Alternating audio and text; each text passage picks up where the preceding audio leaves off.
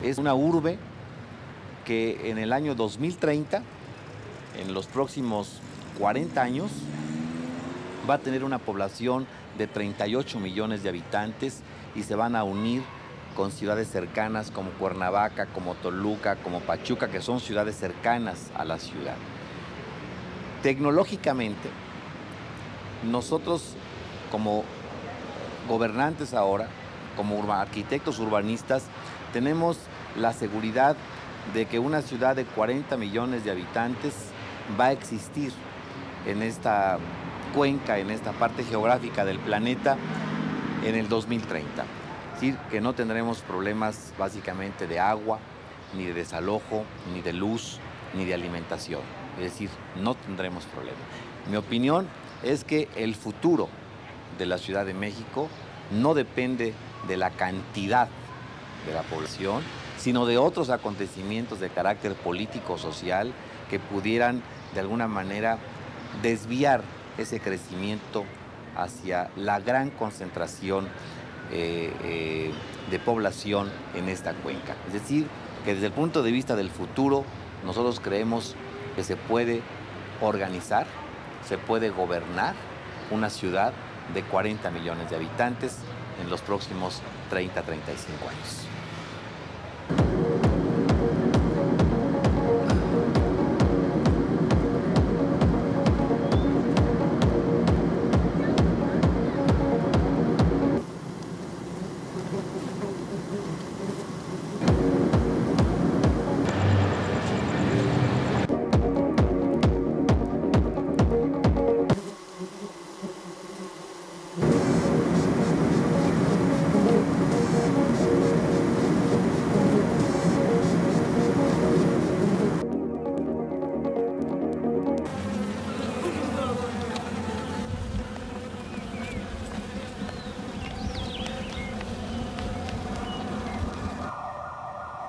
Irgendein Lärm weckt mich hier jede Nacht.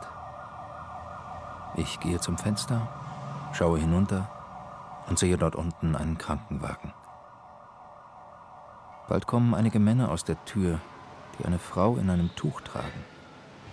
Meine Vermutung wird tags darauf bestätigt. Sie habe in der Dachsiedlung auf dem Haus ein Kind geboren. Es habe Komplikationen gegeben. Sie wurde ins Krankenhaus gebracht. Es ginge ihr gut. Das Kind, das ich nie gesehen habe, werde ich Megalopolis nennen.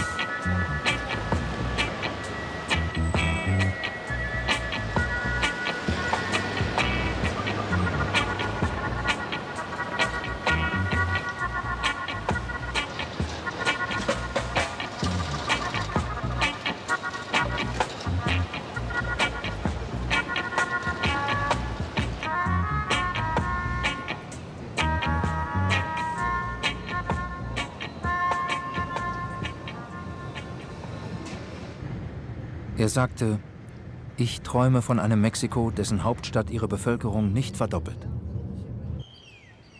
Von einem Mexiko reicher Provinzhauptstädte und Provinzen, die die Menschen nicht verlassen müssen, um weiterzukommen.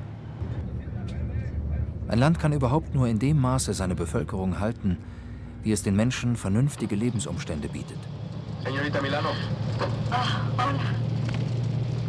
Die Stadt Mexiko aber halse anderen Regionen ihre Probleme auf und entziehe ihnen mit den Menschen die Ressourcen.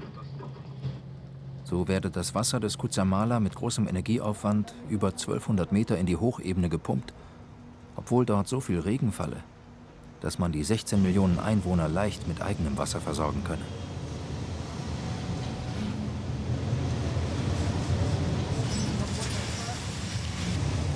Ein Fünftel des Wassers versickere anschließend in undichten Leitungen, sagt Carlos Salman. Er ist Chef einer Firma für geografische Karten und Gutachten in Mexiko-Stadt.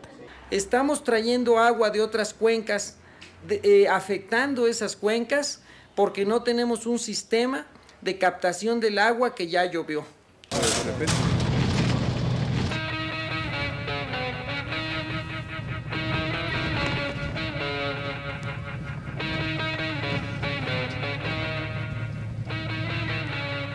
Die Fahrt hinauf ins Hochtal von Mexiko, vor kurzem noch eine Tortur, ist heute ein Vergnügen.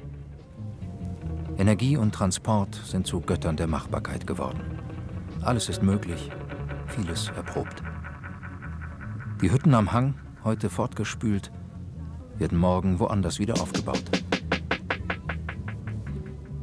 Das Wasser, heute verseucht, wird morgen gereinigt in großen Flaschen zu kaufen sein. Doch die Götter der Gegenwart haben die Götter der Vergangenheit nicht vertreiben können. Huitzilopochtli, Krieg und Katastrophe. Klarloch, Regen und Überschwemmung. Sie fordern seit Urzeiten Tribut von der Stadt der Massen. Bürgermeister Legorreta erinnert an sie. Son dos dioses que todavía existen en el templo mayor cerca del Zócalo. Estas dos partes han provocado que toda la historia de la Ciudad de México sea historia de catástrofes.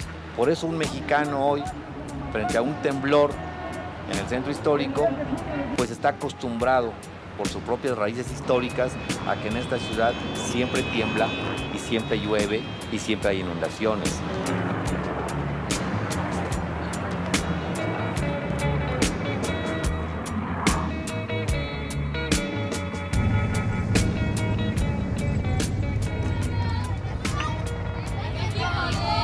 ¿Alguien vive fuera de la Ciudad de México? No. ¿Qué es lo que más les gusta de la Ciudad de México? Vamos a empezar aquí, por favor. Ich frage mich, ist Megalopolis ein Junge oder ist es ein Mädchen?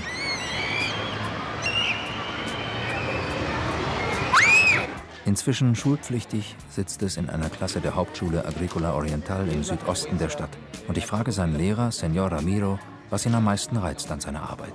Bueno, lo que más disfrutamos es cuando vemos que nuestros alumnos han entendido y comprendido lo que estamos trabajando, que van desarrollando su capacidad de raciocinio, que aprenden a redactar, a comunicarse. Y poder superarnos. Ser alguien en la vida. Tener una carrera y poder ser alguien mañana y no andar causando lástima. ¿Tú? Yo nomás vengo a la escuela porque me obligan a venir. Gibt es etwas, das euch beunruhigt in dieser Stadt? La violencia. Aquí estoy bien, nomás que lo que pasa es que la ciudad no está nada bien, sus condiciones están muy malas, hay mucha contaminación.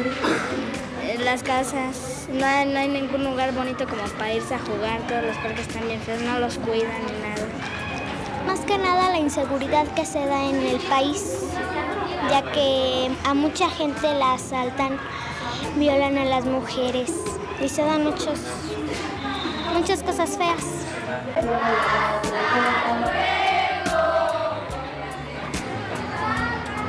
No puede tomar. Buenas tardes. Buenas tardes. No puede tomar. ¿Por qué? Está prohibido, es propiedad privada. ¿Privada? Wieso nicht öffentlich? Warum privat? Hier kommen doch Leute vorbei. Und schließlich ist das ein Auditorium. Und draußen kann man ganz privat fernsehen.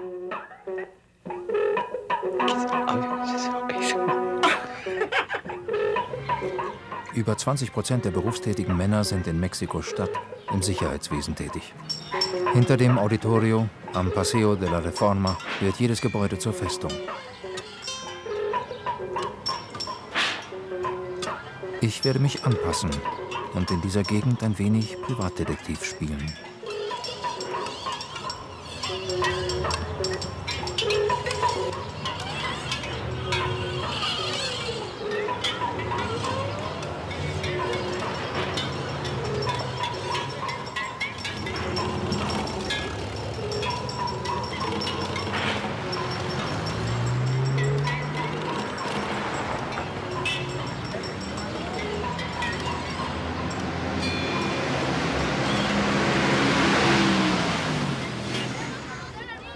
Los que quieren quedarse aquí en la ciudad, ¿por qué quieren quedarse en la ciudad? Aquí nací y aquí me quedo.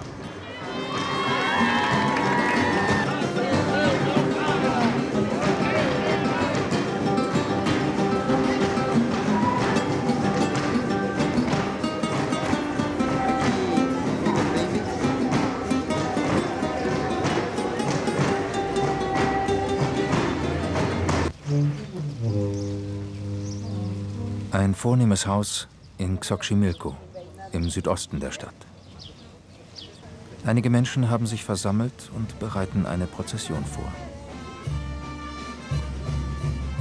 Sie gilt Niño Pan, zu Deutsch Kind des Ortes, das hier ein Jahr beherbergt wird, mit eigenem Zimmer, Spielzeug und allem, was ein Kind begehrt.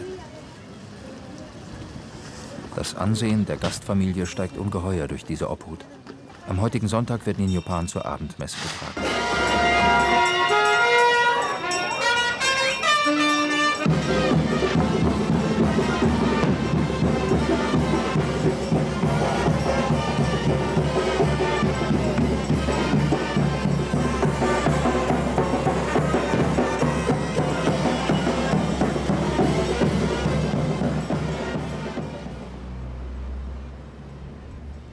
Dieses Kind wird uns nach Coyoacán, im Südwesten der Stadt, bringen. Dort sitzt ein Paar auf der Straße und bietet den Passanten Fertighäuser an. El costo de la casa varía desde 1.470.000 pesos hasta 2.415.000. Tenemos sala, comedor y cocina con desayuno.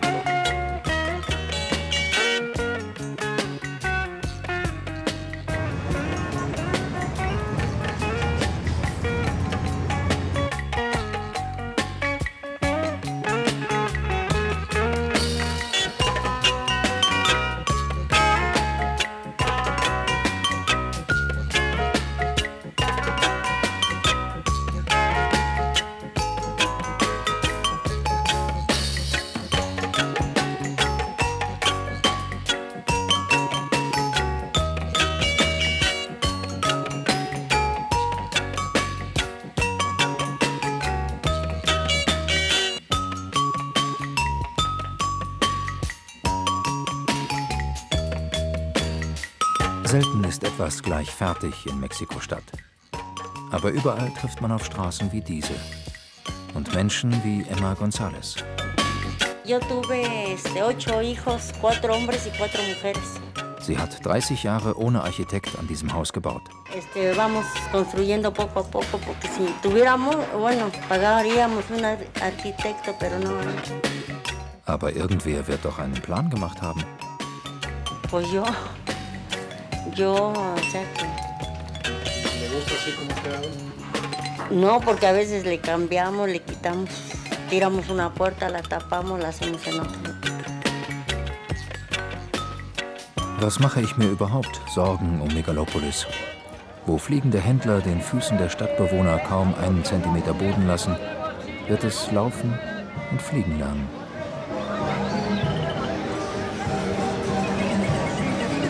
Wo jeder Ladenhüter eine Waffe trägt, wird es Verbote vergessen und die Angst abwerfen.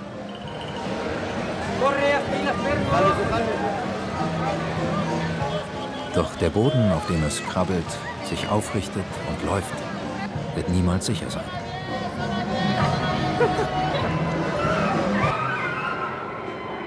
Streikende Lehrer aus dem ganzen Land kampieren hier gegen die Privatisierung des Bildungswesens. Der Platz der Verfassung, El Zócalo, eine Woche lang Zentrum ihres Protestes, ist umsäumt von sinkenden Schiffen.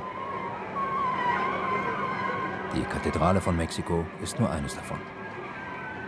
La catedral, el Zócalo capitalino y los edificios a los alrededores se han hundido en este siglo 9 metros. 9 metros ha bajado los edificios. Ich stelle mir vor, Berlin versenke jedes Jahr 3 Zentimeter im märkischen Sand. Würden die Deutschen Methoden entwickeln, diese Neigung des Bodens zu beherrschen? Oder würden sie traurig an den langsamen Tod eines Bären denken? Wir fahren zum Platz der 3 Kulturen.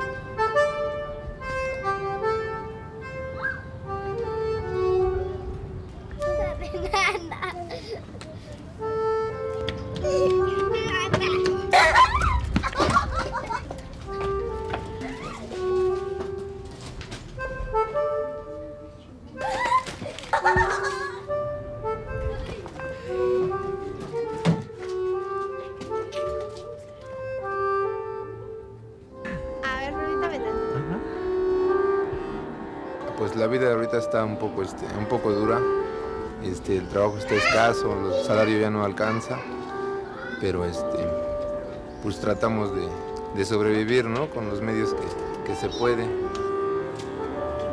Kimberly, Valeria, Pepe, Mauricio, Giovanni.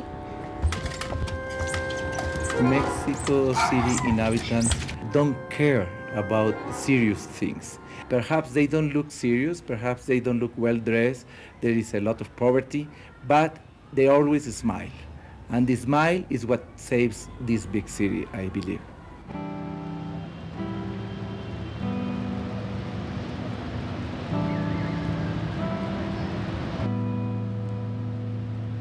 Los mexicanos estamos muy acostumbrados a este tipo de aventuras en la ciudad. Y por último, quiero decir que una gran parte de la cultura mexicana es la improvisación. Aquí mismo en la delegación Cuauhtémoc, las autoridades el día de ayer en un sismo, todo era improvisación. Es decir, nadie sabe cómo actuar. Los mexicanos creemos poco en las planificaciones urbanas. Sí, creemos los planos y los planes de planificación que tienen ciudades o sociedades como las de Tokio, como las de Hong Kong, que son sociedades más planificadas. En esta ciudad no creemos en eso. Nosotros creemos mucho en la improvisación, porque somos una cultura que ha nacido de la improvisación.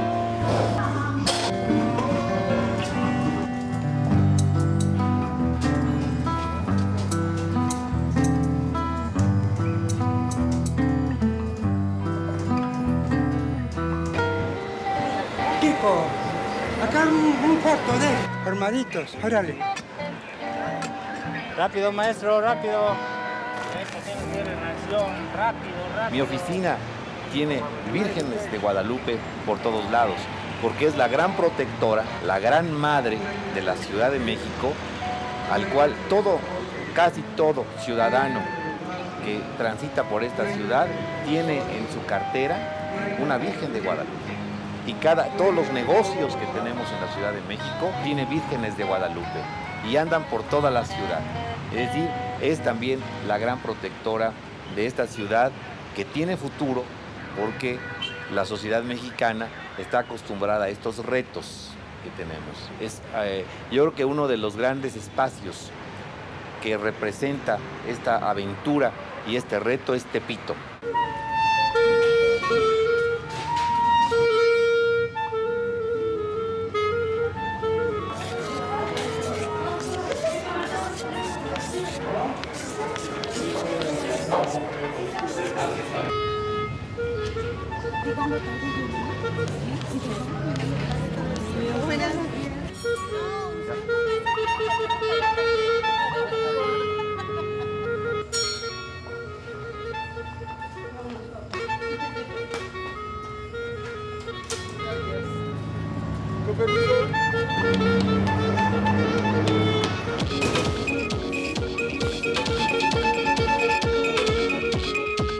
Der Stadtraum Tepitos gehört dem Handel mit asiatischen Waren.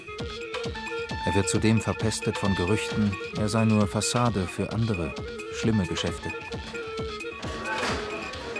Alle haben mich gewarnt, hier bloß aufzupassen.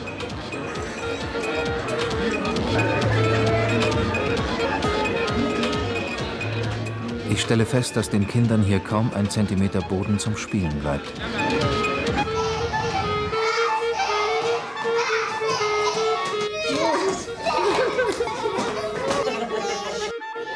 Gabriela Abigail. Rocío. Rocío.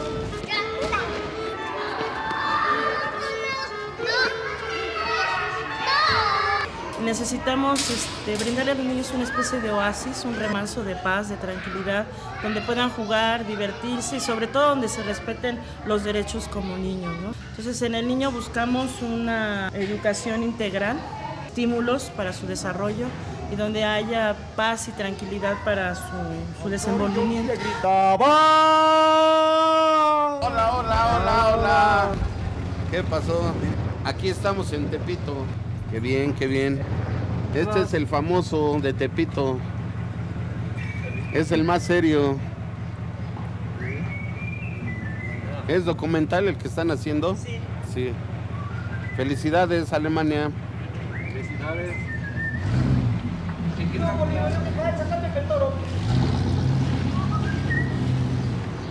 Donde vaya para Venecia, adiós Lucrecia, escribiré, escribiré.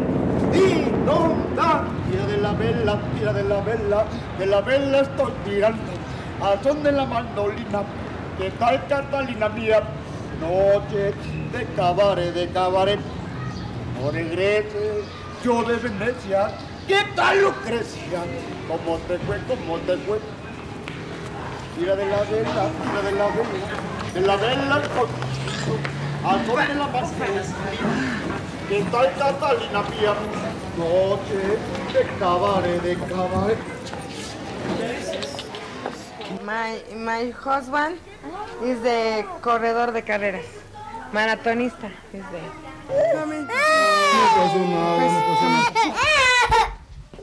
Marcela del Socorro Rincón Sánchez. Mi diploma de la University. Mi diploma de la Escuela Nacional Preparatoria de la Universidad Nacional Autónoma de México. Son mis libros, my books. Son mis libros que he estudiado de política, que tengo algunos que he guardado. Lo que pasa es que ahorita no me dio tiempo al hacer porque no tengo quien me auxilie. My helping, Quilino, vaquero, holgazán y dragón. A veces quisiera ser tortuga para correr, borracho para no tomar, cantante para cantar.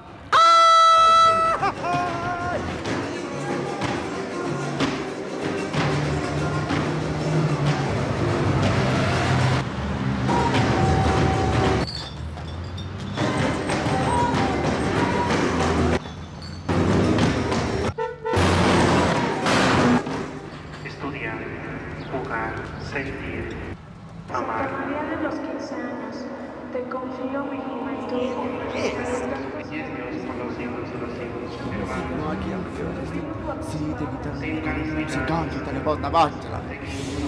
No, entonces sí consume, por favor. Haben Sie auch das 15 Años Fest gefeiert?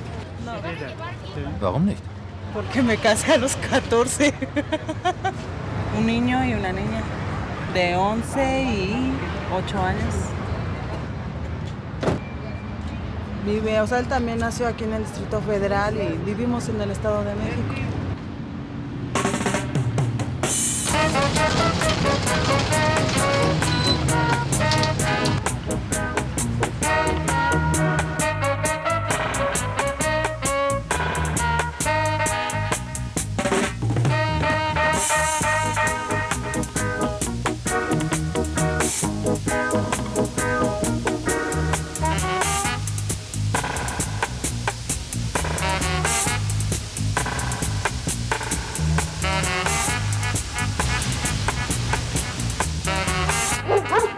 San Angel used to be a village in the 16th century where the Spanish come to spend the weekends. Now it's in the middle of the city.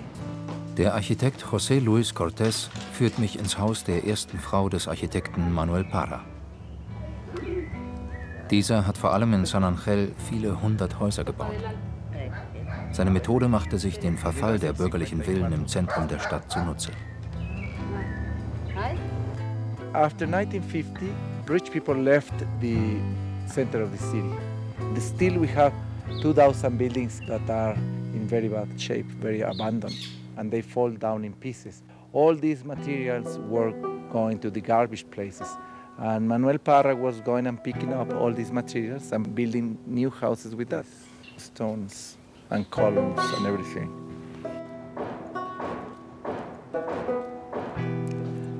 It was a house of one family. The father got married. He was a worker in a factory close by, and he had 8 children, and then the 8 children got married, and he asked them to come and live here with him. And I live in a house where there are many people living in it, but with the same pattern of the old tenement house. You can have privacy, at the same time we can enjoy the spaces together. So in this room, if you see, the roof was made by one person in 2 weeks, brick by brick. It's a special system of building in Mexico.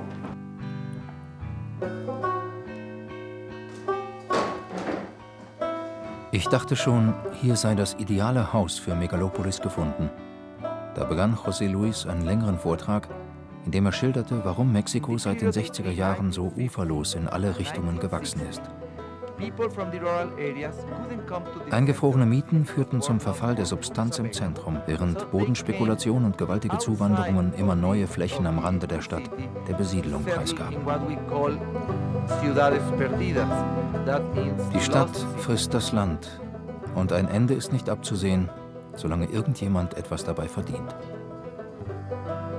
Ciudades perdidas. Dieses Wort klingt mir immer wieder in den Ohren und ich frage mich, wann ist eine Stadt wirklich verloren? Ist sie verloren, wenn ihre Wasser kilometerweit zum Himmel stinken? Wenn Standardwohnblöcke auf die Ankunft der Massen warten? Oder wenn sie in Staub und Schlamm versinkt und die Asphaltierung der Wege zur wichtigsten politischen Frage avanciert?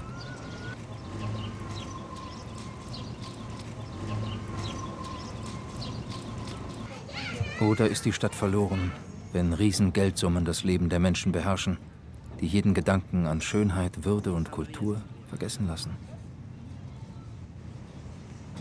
Armes kleines Megalopolis. Ein harter Kampf steht dir bevor. Doch Nezahualcoyotl ist nicht verloren. Es lebt vom Müll des Molochs und dem Geld der Immigranten in Los Angeles. Es hat sich in weiten Teilen zu einer ganz normalen Stadt mit über 1 Million Einwohnern entwickelt. Wer es besuchen will, findet den Eingang in diese sich endlos in die Sierra ausbreitende Arbeiterkolonie, neben dem internationalen Flughafen von Mexiko-Stadt. The Colonias Proletarias was a layout with long blocks of 240 meters in one side and less than 50 meters in the other. And this divided in small lots.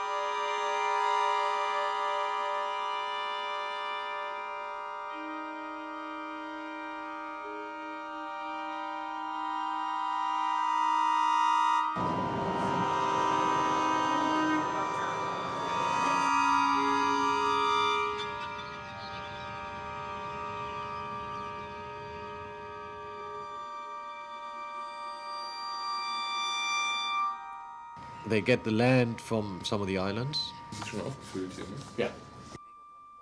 Megatonnenweise wurde hochgiftiger Schlamm aus dem Wasser gebaggert, bevor man diesen sandigen Boden aufschütten konnte. Erst dann entstand die riesige Baustelle eines Bahnhofs der Flughafenlinie, auf den sich eine moderne Kleinstadt für 50.000 Bewohner türmen wird.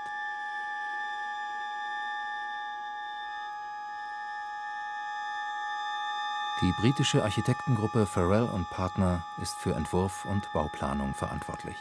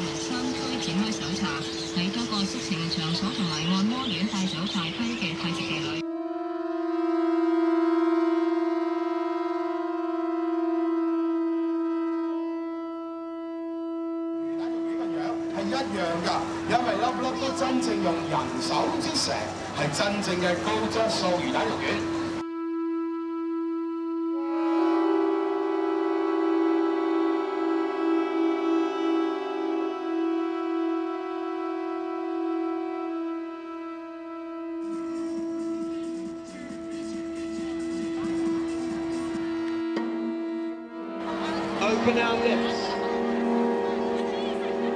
The wonder of life.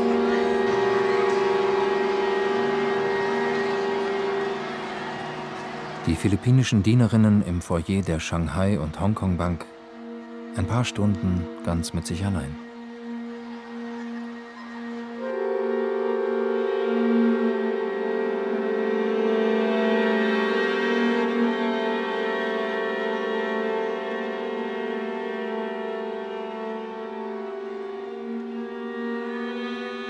Versuche, diese Treffen zu unterbinden, scheiterten.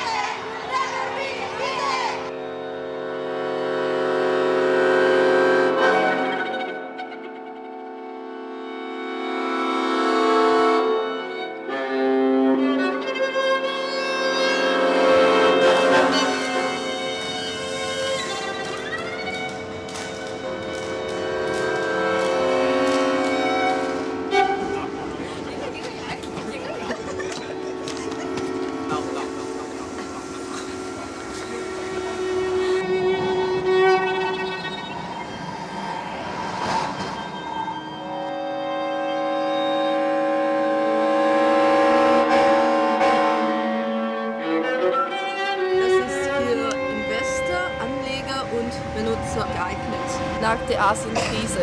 Also eine 4-Zimmer-Wohnung mit einem kleinen fensterlosen Raum für die Hausangestellte.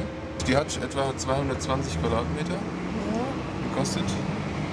Ich glaube 45 Millionen Hongkong-Dollar.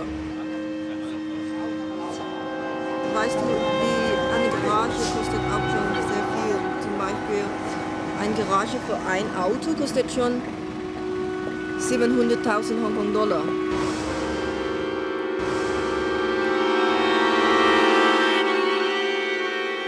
Pass auf, die Zeit ist knapp, Megalopolis. Jeder Augenblick in Hongkong kostet ein Vermögen. So spann deine Muskeln und sei sprungbereit, denn der Boden ist heiß. Er kocht Geld aus.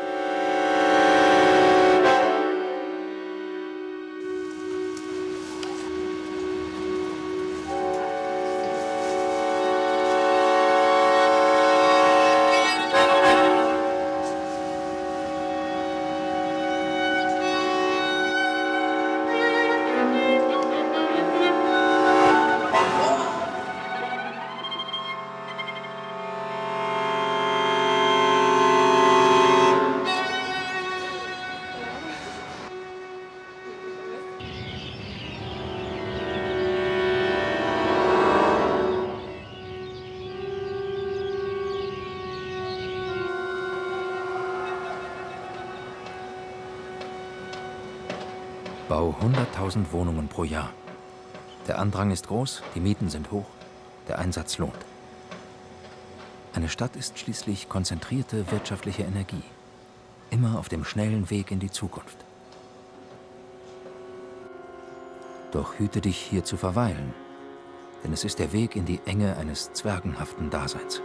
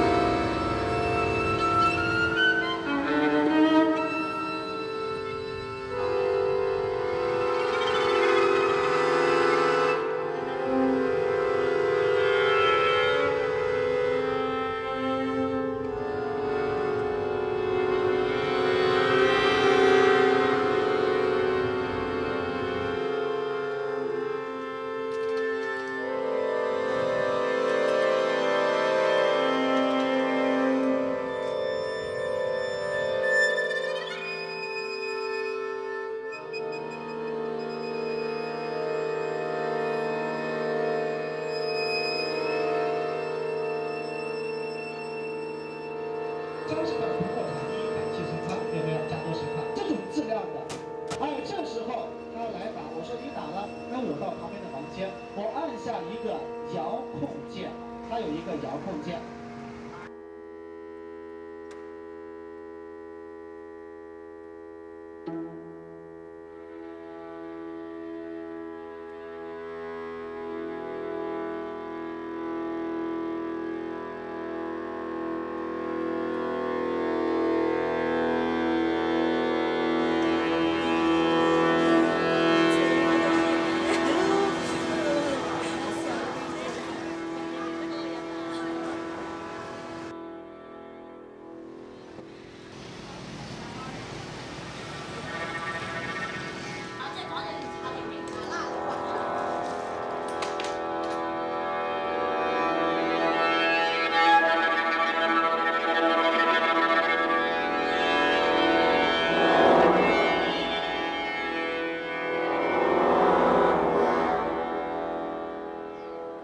即係住開咁耐咁咯，係咪啦？住開有冇啲咩特別好處啊？或者依度嘅咁啊喺翻城市又好咯，即係話去郊區就唔願去啦。老實話老實啦，係咪啦？呢個係人都係㗎啦。你話喺城市咁啊，差唔多去邊度冇問題咧。如果係政府徵收冇，佢嗰啲開發公司嗰啲啊，搬到你鬼死咁遠啊，你唔知道，我哋呢度唔諗到啫嘛。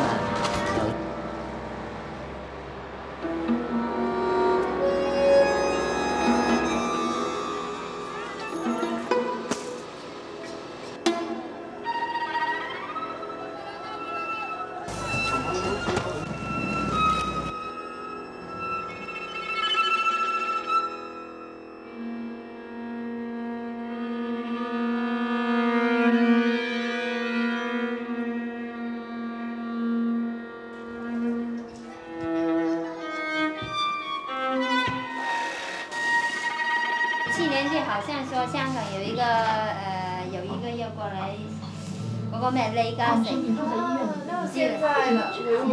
應該暫時都這邊都是時光大屋嘛，時光大屋應該暫時是不拆的，現在屬於文物保護地區。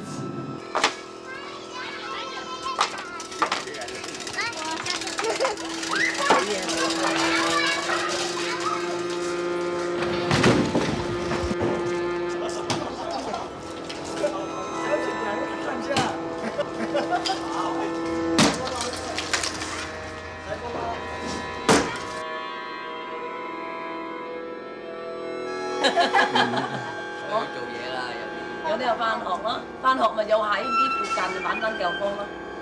但係佢俾嘅錢唔夠㗎，而家你一個平方12蚊。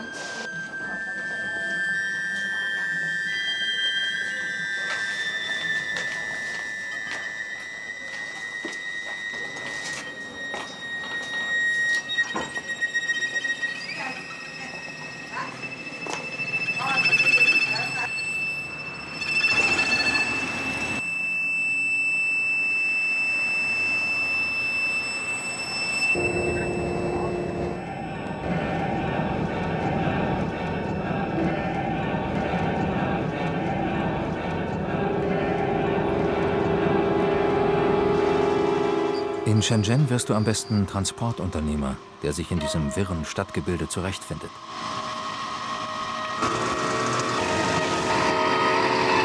Von Kanton im Norden bis Hongkong an der Mündung ist im Delta des Pearl-Flusses ein 150 Kilometer langes Stadtgebiet mit fast 20 Millionen Einwohnern entstanden, das man seit 1984 Sonderwirtschaftszone nennt.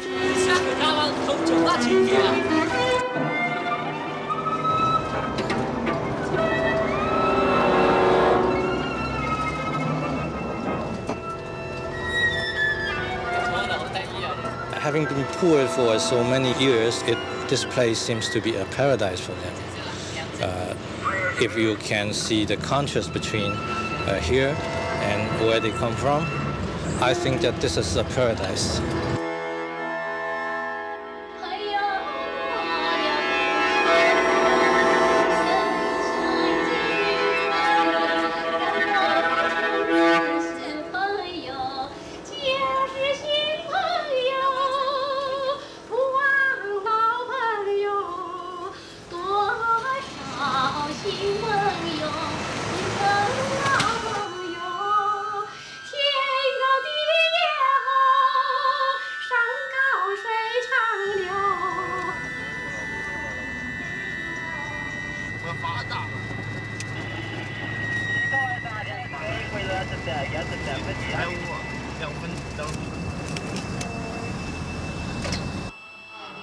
快啲打嚟001-683-8388 001-683-8388，聽下我教你點攤啦。Kaum ein Gebäude ist hier älter als 15 Jahre. Megalopolis wäre demnach in der Pubertät. Ich frage mich, wird es rebellieren? Oder wird es verzückt herumtaumeln, den süßlichen Duft der Käuflichkeit genießen und sein Taschengeld auf wundersame Weise aus dem Internet beziehen? Nach 10 Tagen Sonderwirtschaftszone sehne ich mich nach einer schönen Stadt. Zumindest soll sie mehr bieten als das pausbäckige Lächeln vulgärer Fortschrittsgläubigkeit. Ein prächtiges Dach, das Sir Norman Foster hier für Jack Lubcock entworfen hat. Es hebt uns vor dem Flug bereits ein wenig in die Luft.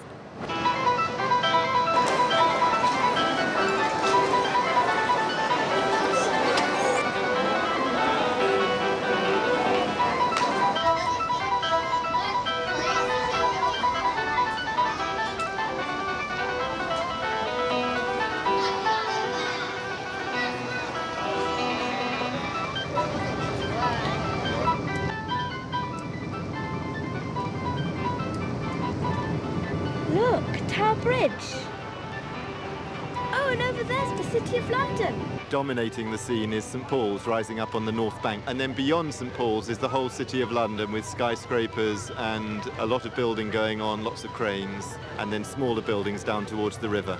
They're all held back from St Paul's because the views of St Paul's from the river and from all different parts of London are protected, so there aren't any tall buildings around St Paul's.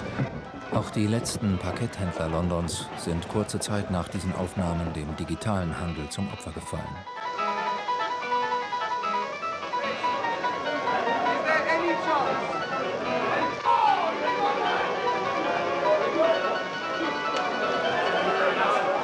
Die heutige Geschäftswelt ist anonym und gespenstisch geworden. In der Guildhall der City treffe ich Ralf Dahrendorf, den Soziologen. Es war ja interessant, dass der große Versicherungsclub Lloyds Wiener Kaffeehäusern nachempfunden war. Da saß jeder an seinem Fleck und man ging rum und versicherte ein Schiff, in dem man mit allen ein bisschen schwätzte, die man da in diese Versicherung reinholen wollte. Lloyds wird elektronischer, genau wie auch die Börse elektronischer wird. Aber dann, wir unterhalten uns ja hier in der Guildhall, die großen Diners, die großen Essen hier in der Guildhall für Staatsbesucher, die haben den alten Stil. Und der wird auch im Wesentlichen nach wie vor akzeptiert, auch wenn der Finanzminister der jetzigen britischen Labour-Regierung sich bis heute weigert, Smoking zu tragen. Aber auch das kann England mühelos tolerieren. Er ist halt der Einzige, der keinen trägt, und er tut einem eher leid, als dass er dafür besonders respektiert wird.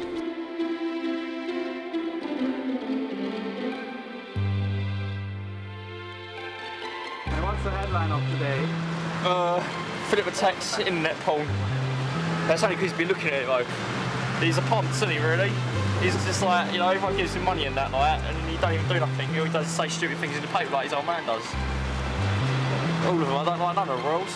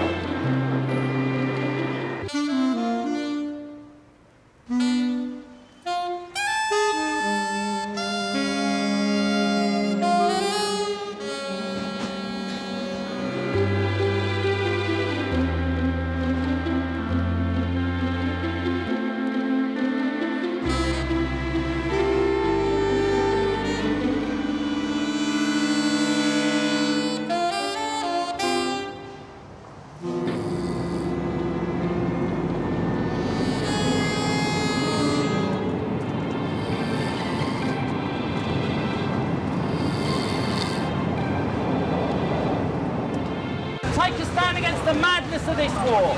The bombing is making matters worse. The only thing bombs can do is to maim people and kill people. Sign the petition here. Die Polizei verteilt auch Flugblätter. Vor einer Woche ist an dieser Ecke eine Nagelbombe explodiert. Ein Händler zeigt ihre Einschüsse im Marmor. Just in London alone, violence and crime all over the world, man. So you expect these things in the last days, you know what I mean? It's just a smoke of judgment until it get more drastic.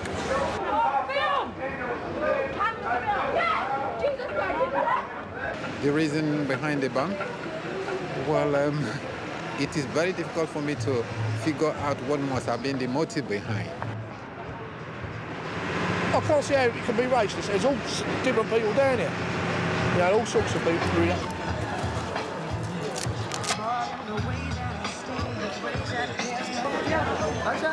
People were all screaming, and this man just came running down saying, save your life, run for your life and stuff.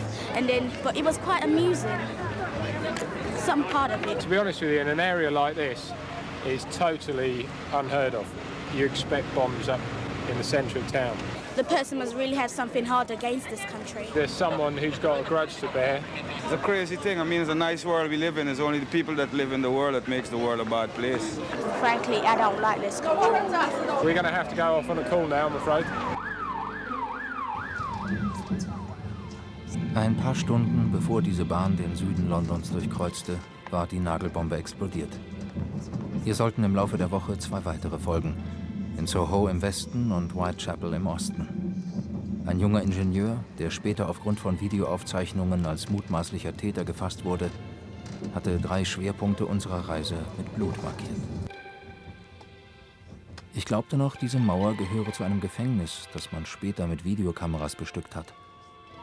Wie konnte ich wissen, dass es die Postverteilung 9 Elms vor dem Kraftwerk Battersea war?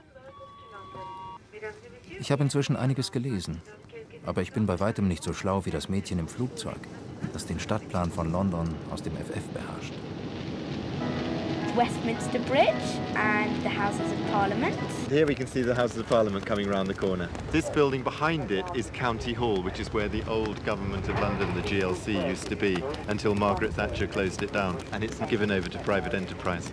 And the reason she closed it down was that she hated having these rival power bases staring at her across the river all the time. 15 years later, there is going to be a new mayor of London, and he is going to have his headquarters on this empty site here. But it has yet to be built. Renovierte Quai-Gebäude, Galerien und neue Brücken hauchen dem Süden Londons neues Leben ein, diesem lange verwahrlosten Kind der Eisenbahnzeit. Vincent Square, and over there's Vauxhall Bridge Road, and there's Belgravia and Victoria Station.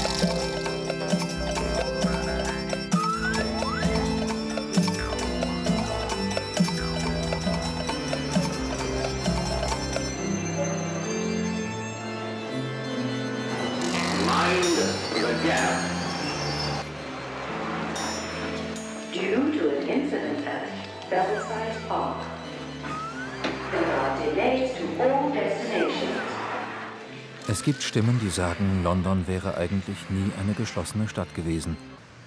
Es handle sich vielmehr um eine Ansammlung von Kleinstädten, die im Laufe der Zeit zusammengewachsen seien. Eine solche Stadt sei Bloomsbury. Hier gezeigt als etwas heruntergekommener Arbeiterbezirk mit 5-geschossigen Wohnbauten ohne Lift und etwas zwielichtigen Gestalten im Hinterhof. That's all right. Sweet.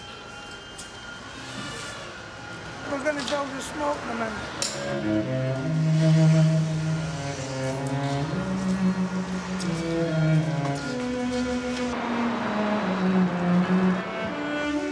Oder als verregnete Dachlandschaft.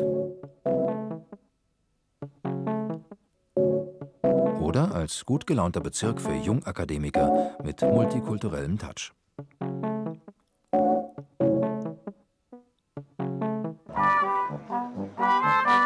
Oder Bloomsbury als kleines Städtchen mit eigener Molkerei und lustigen Volksfesten am St. Georgstag. She must be buying the shop. She must be buying the shop.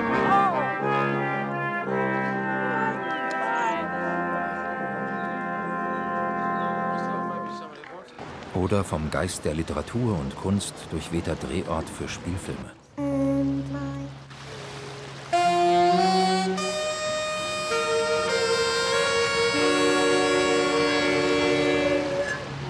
Oder Bloomsbury als touristenfreundlicher Standort des Britischen Museums. Als grüner Fleck auf dem Stadtplan.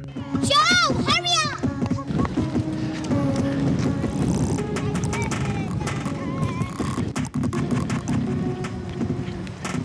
No adults unless accompanied by a child. Dorothy Muse.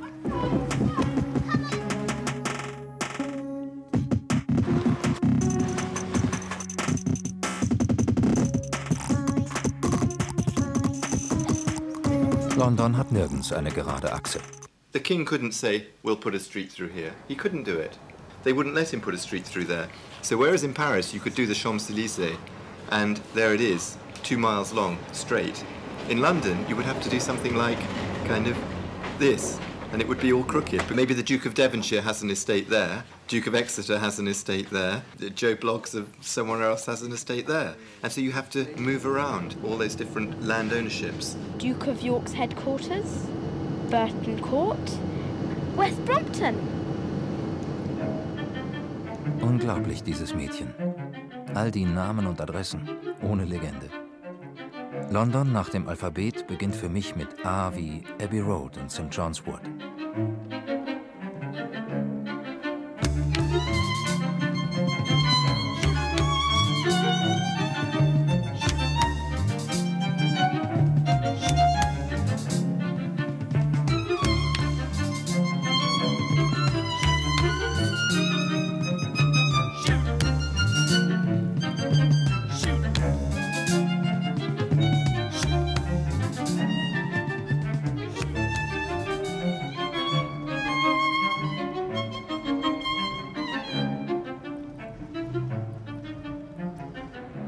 Muswell Hill, ruhige Villengegend im Norden Londons, mit schöner Aussicht auf die City.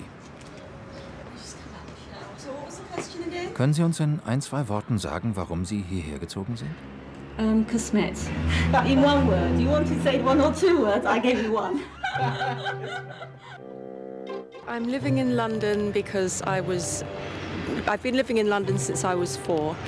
And I mean, if I had the choice, I'd probably go somewhere else. I don't think I could live somewhere that's very quiet. I'm used to all the hustle and bustle and, you know, stuff like that, all the noise. So that's why I prefer London as a city itself. I'd like to move out of here.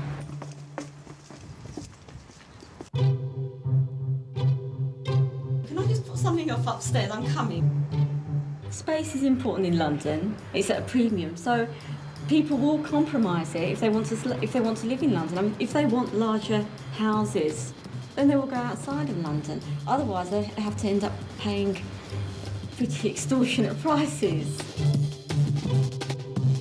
This area is like built as a posh place for just one sort of people.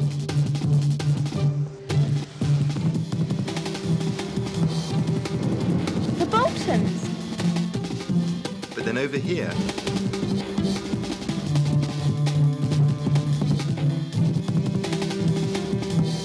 you have the poor areas.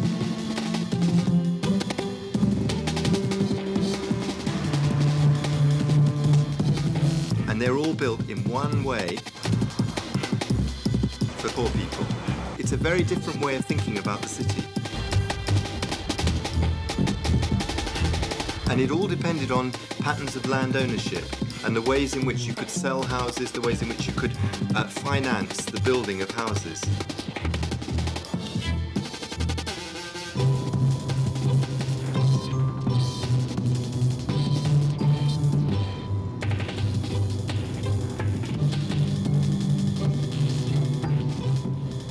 Megalopolis, inzwischen erwachsen geworden, muss tagsüber arbeiten und Geld verdienen.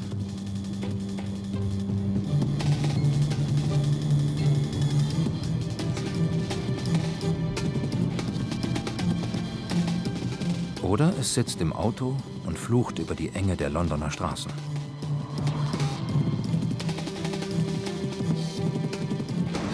Ich steige aus und schaue mich um im Osten, im Tal des River Lee. Well, London's got more freedom up here because I've got more places to go, and I've got the tube station, I've got everything around here what I want, and I can't get a job nowhere. I'm out of work. I sign on the social. I've got one-bedroom flats, private, some by house association, and I love it round here. Because everything like this, I like watching. You know, if I can get a job on here, I'll be great.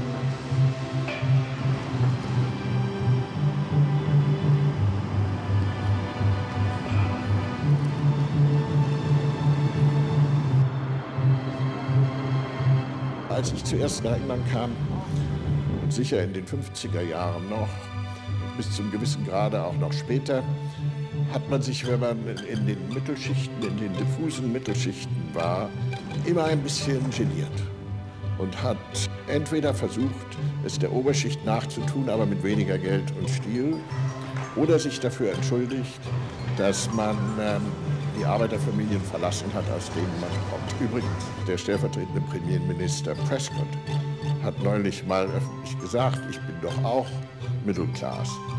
Und seine Eltern sind des Teufels wild geworden. Und seine Mutter hat ihn mehr oder weniger gezwungen zu sagen, mein lieber Junge, das kommt aber nicht in Frage, dass du deine Arbeiterherkunft verleugnest. Und seitdem hat er also immer wieder versucht zu sagen, mir geht's jetzt besser, aber ich bin natürlich ein Mann der Arbeiterschicht.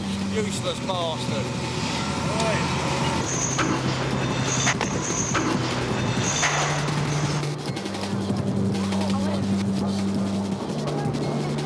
Gibt es nicht doch eine Mitte Londons? Und liegt sie nicht hier zwischen City und Westminster, wo zu Zeiten David Copperfields die Proktoren wohnten, Advokaten, die sich durch Ausstellen von Urkunden ein bequemes Einkommen verdienten? Lincoln's Inn Fields gereicht London noch heute zur Zier. Der exzentrische Architekt John Soane fasste hier 3 typische Londoner Stadthäuser zu einem versponnenen Genieort zusammen. If you see what I mean, we're standing here, and the front door is the narrowest point, and then it widens out onto this staircase. And if you can get a shot looking up the staircase, you'll see at the top is this fanlight that is wider at one end than at the other, because the staircase is actually expanding towards the back of the house. Seine Ideen, die grundstücksbedingte Enge und Dunkelheit des Londoner Hauses zu überwinden, sind heute noch Inspirationsquelle vieler Architekten. Und seine Sammlung hat uns viele Bruchstücke aus dem Mikrokosmos des alten London erhalten. I see this house as a vast collage, and I think that's how a good deal of London is. This house is the antipodes, it's the small microcosm, you might say, of his other great masterwork, the Bank of England.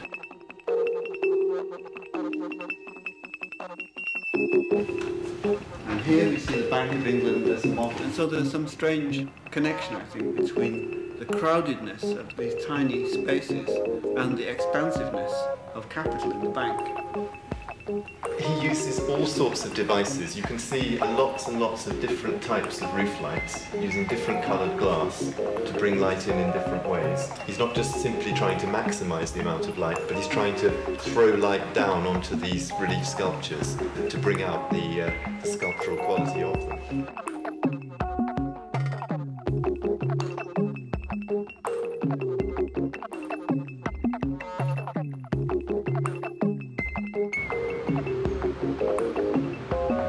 You don't have to be a multi-millionaire to appreciate art.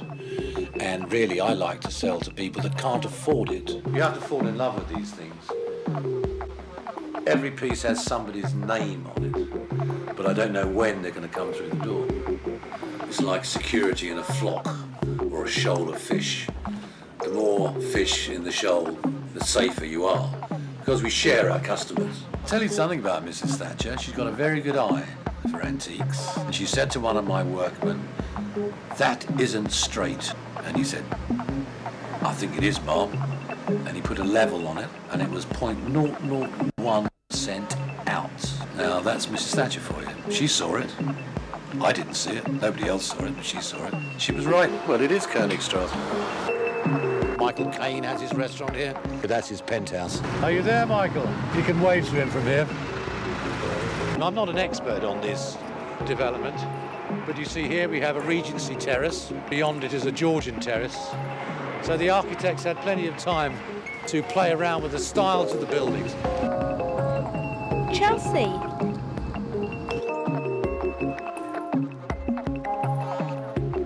The opportunities to redevelop it were always there, but neglected, and capital had a lot to do with it. I mean, even those structures here, they're big risk elements. But beyond it, all these views will now disappear as all this land is going to be redeveloped.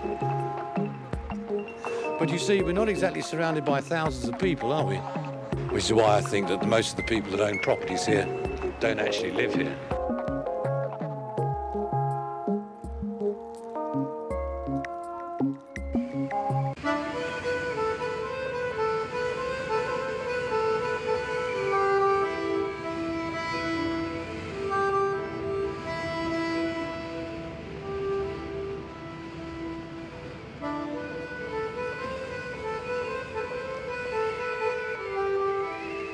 Brian zeigt mir eine Stadt aus einem Guss. It confused so many people. They had to paint lines on the floor to guide people.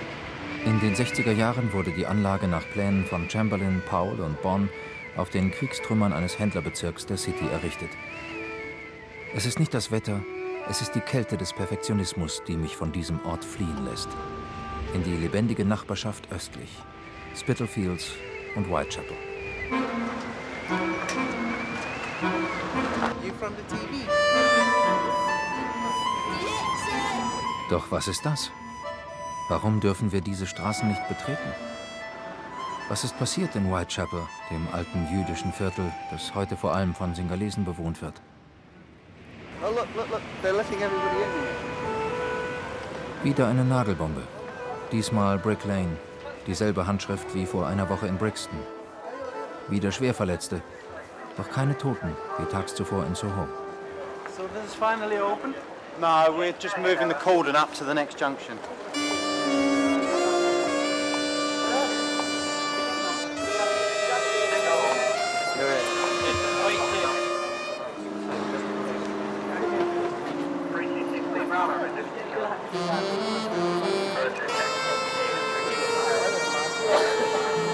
So you're worried about whether your house is still intact? I mean, they're letting the tourists in, they let you in, and they don't let the member of the communities in. I am a member of the community, sir. I live in Bow. I'd like to see the place where the bomb went off. The delay really is that the police A, needed to get all the forensic evidence, B, they needed to make sure there's no glass falling from the top. Look, that's how it's done.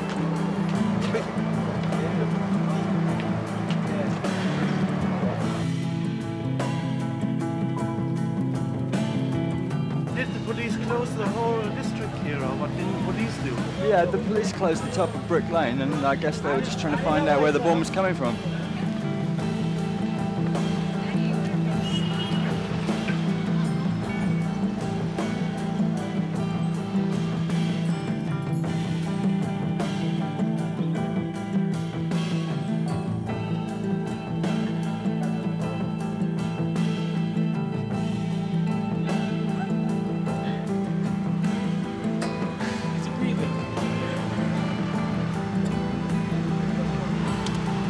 He wouldn't harm himself if he did. Yeah, his feet are going blue now.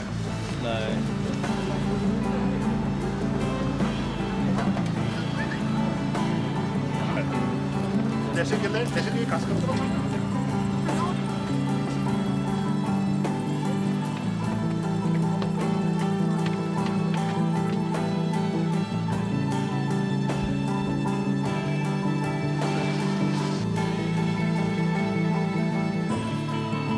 Hammersmith Bridge, Furnival Gons, Castle now. Cabin crew seats for landing now, please. Chiswick Hyatt.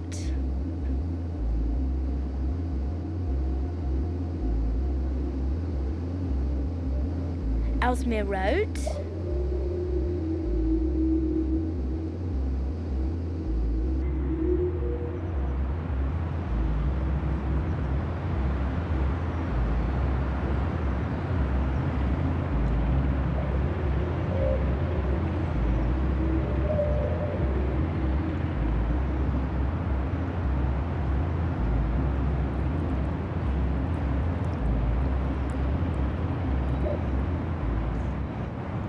Leben, altern und sterben Städte wie Menschen und andere Lebewesen?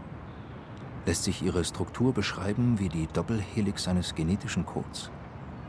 Oder sind sie bloß Kreuzungen, an die sich Anrainer anlagern, deren Leben und Tod die Stadt völlig gleichgültig lässt? Einen Moment lang glaube ich, den Code von Megalopolis erkannt zu haben. Es ist die unendliche Wiederholung von Banalitäten. Verkehrswegen, Gewerbehallen, Wohnhäusern, Grünanlagen, Schulen, Museen, die sich an jedem beliebigen Ort der Welt ad infinitum buchstabieren und variieren lassen. Nochmal der Reihe nach. Dorfanger, Kirche, ein Reservat für die Natur, ein weißer Fleck fürs Militär. Bahn und Autobahn für den Durchgangsverkehr. Wohnanlage und Eigenheime fürs Privatleben. Friedhof, Lagerhallen, Park und kleiner Fischteich. Appartementhaus, Museum und Wohnblocks frei nach Corbusier. This is turning green, yes. Oh, here we go.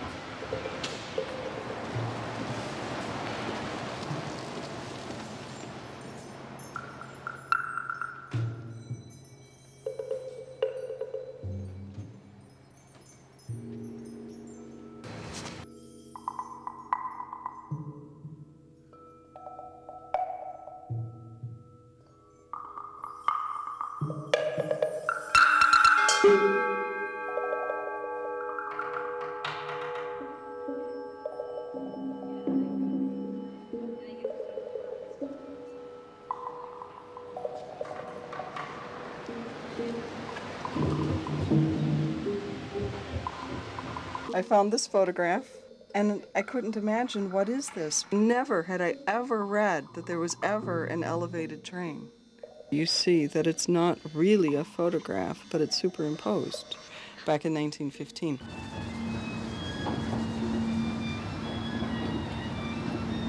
In Detroit wird ein Spielcasino gebaut. Es soll der ausgezehrten Innenstadt Geld und den Straßen die Menschen zurückbringen. Detroit will sich auf diese Weise aus den Fesseln seiner glorreichen Vergangenheit als Industriemetropole lösen.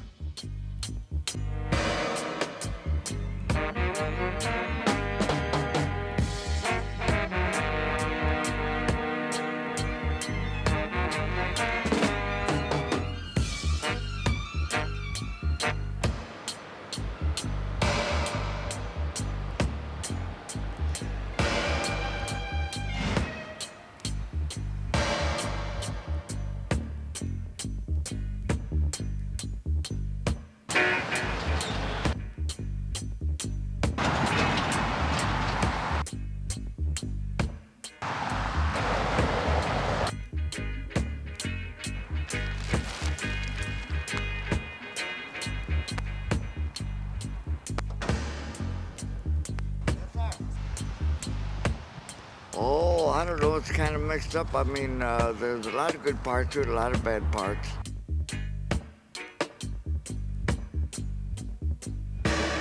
When I come here, this town was beautiful. You could go all over. You could sit in the park all day and night. You can't do that no more. You used to go down by the river on the other side of town, sit down there and watch the boats come in, you know, when the lights went on for the Ambassador Bridge. There's a lot of things you can't do no more because it's dangerous. This park is not really meant for winter use. This is the swimming pool that in the summertime there are always swimmers, and we'd have fishermen and the sailboats, all the different boats would be here. So it's a nice community because of the water. It's a beautiful place to come at night and just sit and enjoy the summer breezes. That was the area that we were driving through.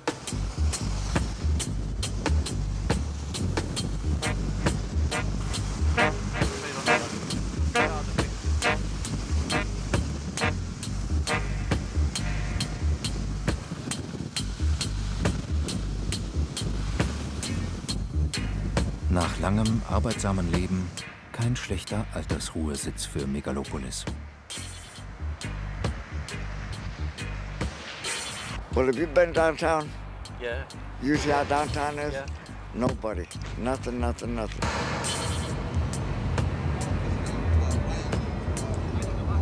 After the people get done work, like now, when they get out 5 o'clock, they go home. That way, that way, that way to the suburbs. When I first come here, there's a lot of people on the street, day and night.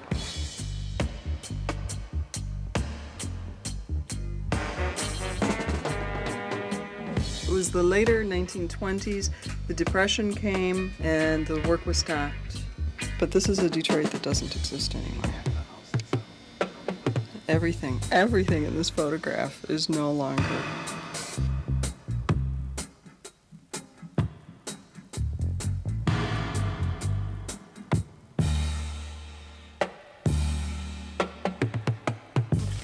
I got my own bedroom, but I stay in an empty building. See, that one wouldn't work for me though, see, because all the closet doors are gone. Because they say I'm already suicidal, mental depressive, but I'm not. I'm not. I just get tired of people trying to tell me what to do, and I don't like authority figures. So I generally, you know, stay to myself. And then when somebody try to get in my world, I won't let them in. So that's why I stay in here. See, now they got a place up here on Mack and 3rd, the walk-in center. I can go there and stay every day. But I choose not to because you got fights, you got lesbians, you got whores, you got people to shoot you. So I don't, that's one of the places I don't go. See, because in this building here, don't nobody come in. And the only reason they won't come in here, they don't know how to live in it. But I do. I got me a stove, I got me a skillet, I got me an ice box to the summertime. This ain't but one flight of stairs.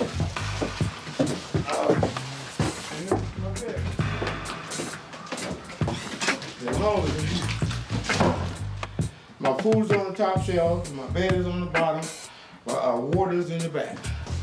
This is my bed, you spread it out, and you're home. That's home. Just take a look. Just look at it, ain't nobody in there, and you're home.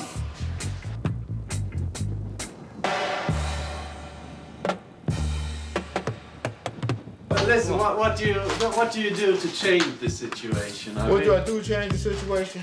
It's up here. It's up here. Only way I'm gonna change my situation, I have to change myself.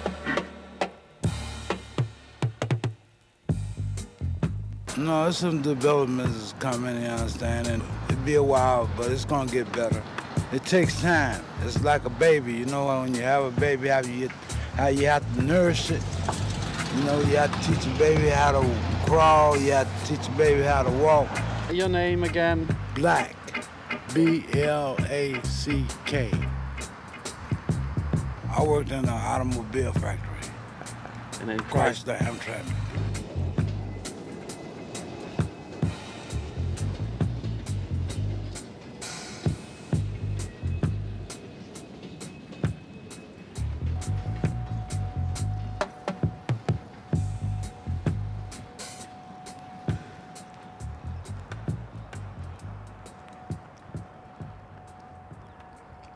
After World War II, in the mid-1950s, the population of Detroit was about 1,900,000 people.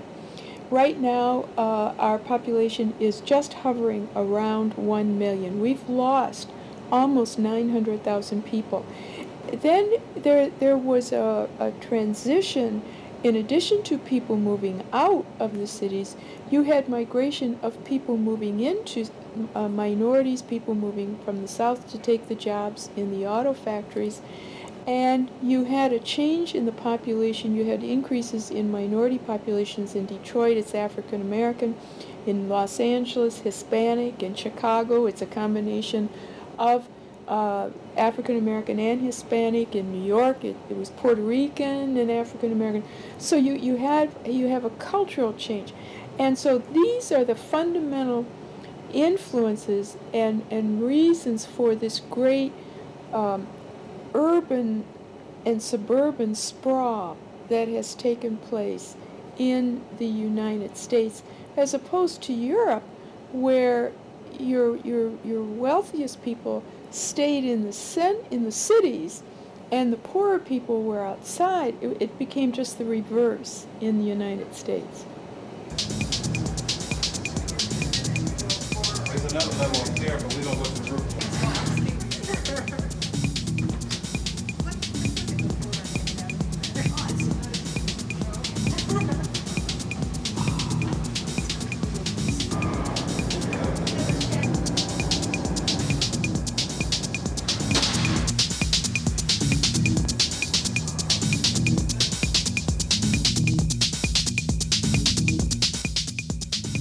Where there's poverty, you're going to have crime.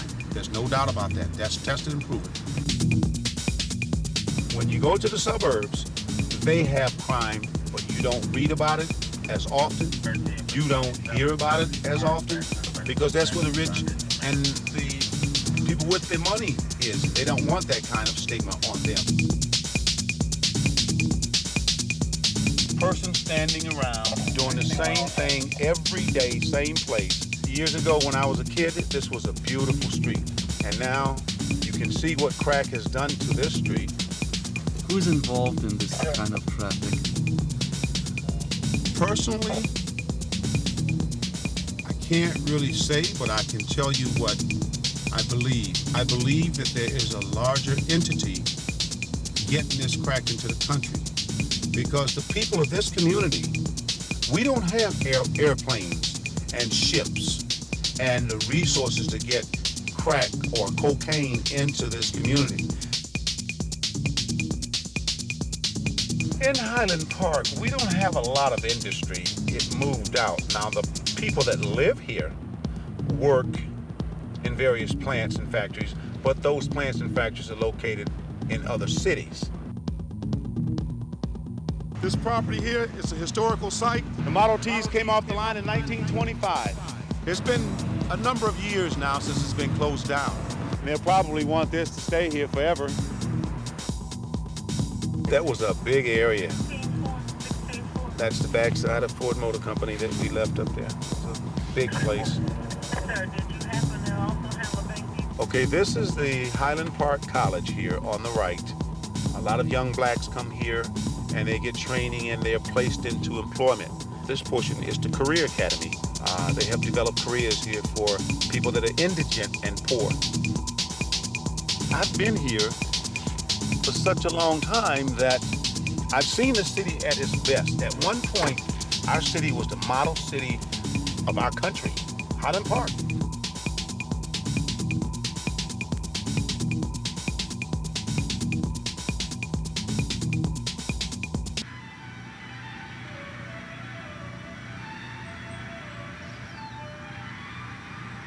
This is Woodward Avenue. Woodward Avenue was too narrow to accommodate all the traffic. And so what had to happen was one side of the avenue had to be cut.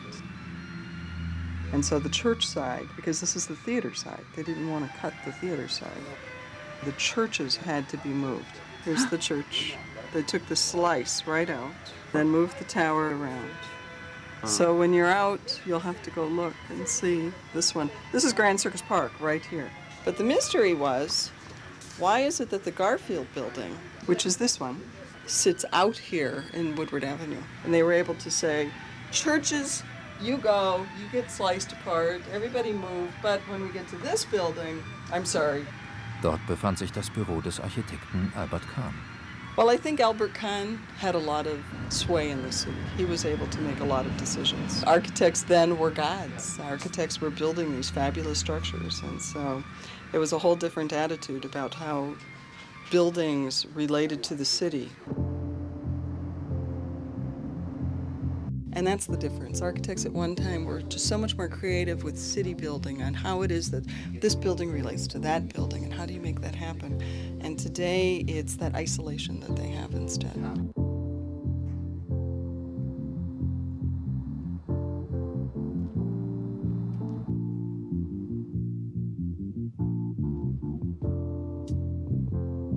My name is Martha Reeves, and I'm Martha Reeves of Martha Reeves and the Vandellas from Motown Records, Detroit. You just can't keep running in and out of my life. I just get the wheels to the rest. I don't deserve it, I've been too good to you. You just can't keep... My family came here when I was 11 months old. There's too many things I've done for you. I wish you'd make up your mind. What you gonna do? Are you gonna leave me? I was an adult when I was 11 years old because I would take care of the woman that lived upstairs next door. Her name was Mrs. Williams. One more chance, 'cause if you decide to leave me, you can't come back again. But Mrs. Williams was a woman who was paralyzed, and she also suffered other ailments that didn't allow her to get up and move around. So after school, I would go directly upstairs to her and take care of her. And I knew I was an adult when I could assist her and help her. I've been too good to you. You just can't keep running in and out of my life. It hurts too much. It's got to stop now. Harmony Park ist ein Teil von Downtown Detroit, in dem versucht wird, die vorhandene gute Bausubstanz für neue Zwecke zu nutzen.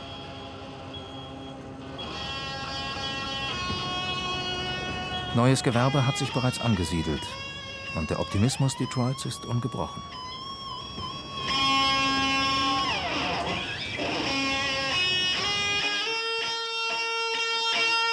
Dieses Theater sollte einem neuen Stadion weichen und wurde 1 Kilometer hierher versetzt. Promoter dieser Aktion ist Chuck Forbes, lange Jahre in führender Position bei General Motors. So this entire building, along with a building of the same size next door, was moved the 1,850 feet. We want the ground underneath the theater. That's really what they said. We don't care about the theater, we want the ground, where it used to be, the old location. We thought we might have an interest in moving the theater because we knew this was an important architectural centerpiece in the city's entire architectural fabric. You can't create the same charm by building anew.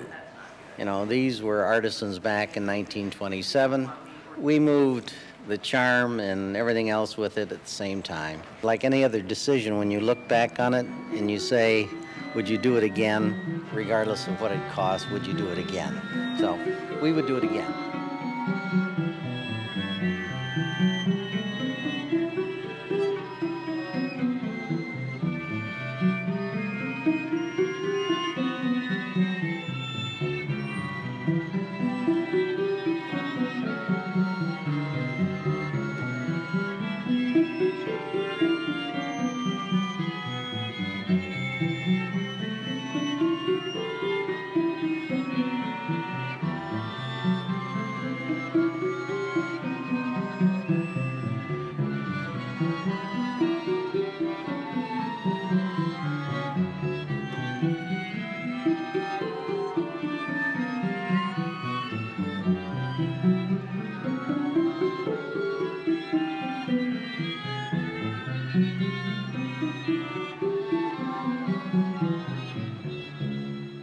In Detroit, life is worth living.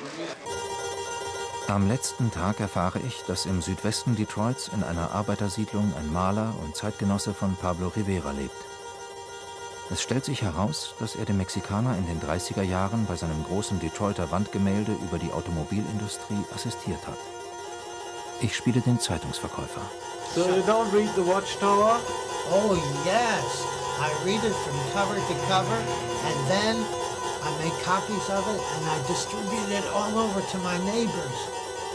I imagined years ago I would look like that when I got old. Barnacle Bill, a sailor. Do you know who you are? Do I know who I am? What's that my business?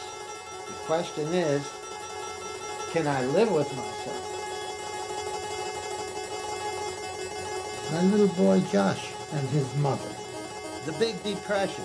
A professor, he's selling apples for 5 cents on the street. The big strike against General Motors.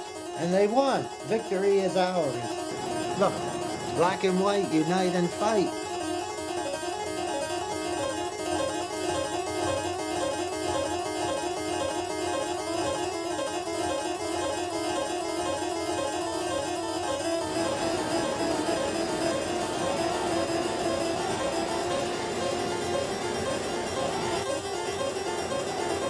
Look at this. Isn't this something? It'll never be off this wall. It's the most permanent paint on earth.